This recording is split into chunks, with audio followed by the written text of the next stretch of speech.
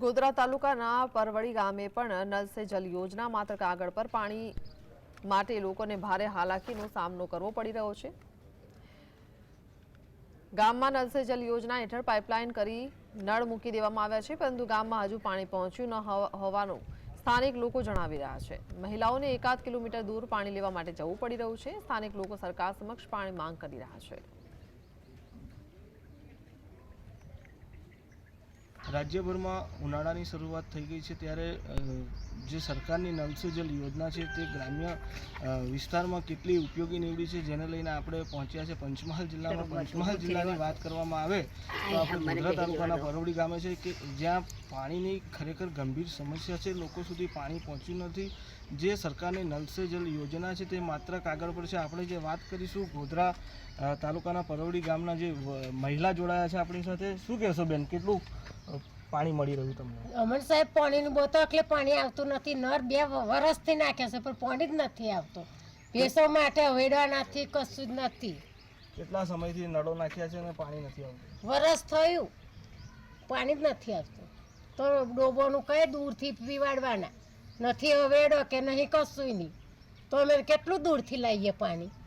આપણી સાથે ગામના બીજા મહિલા જોડાયા છે, તેમને પૂછીશું, બેન કેટલી તકલીફ પાણી? ઘણી તકલીફ સાહેબ, નર નાખ્યા પણ નર બી તૂટી જાય પણ પાણી નહીં આવતું।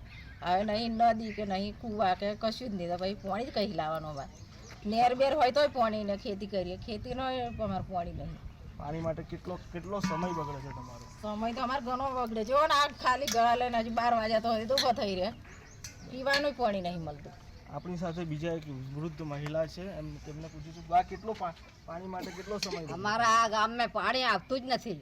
કેરના પાઇપ ડાબી જતા રહ્યા તો પાણી જ નથી, અને ઢોરો બોકરાને પાણી કઈથી પાઈએ? નળો નાખ્યા કેટલો સમય થયો?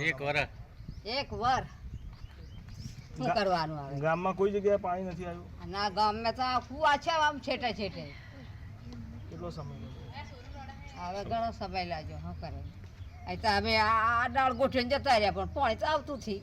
ગામની બીજી એક મહિલા છે આપણી સાથે, એમને પૂછીશું, બેન પાણી માટે કેટલી તકલીફ પડે છે? ઘણી તકલીફ પડે। બહુ દૂર સુધી લેવા જવું પડે। એક વર્ષ થયું પાણી નથી।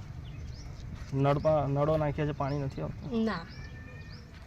ગામના વધુ એક મહિલા આપણી સાથે જોડાયા છે, તેમની સાથે વાત કરીશું, કેટલી તકલીફ પડે? ઘણી તકલીફ પડે। એક બેડું ભરાય, ભરવા જાય તો નહીં ભરાતું પાણી। કેટલો સમય તમારો, કેટલો સમય બગડે છે? બગડે જ ને, 2-2 કલાક। એક પુરુષ આગેવાન છે, તેમની સાથે આપણે વાત કરીશું। સર હાડો જ્યારથી નળ નાખ્યા ત્યાંથી પાણી આવ્યું જ નથી અમારે તો। કેટલો સમય? હા, 1 વર્ષ થઈ ગયું હતા।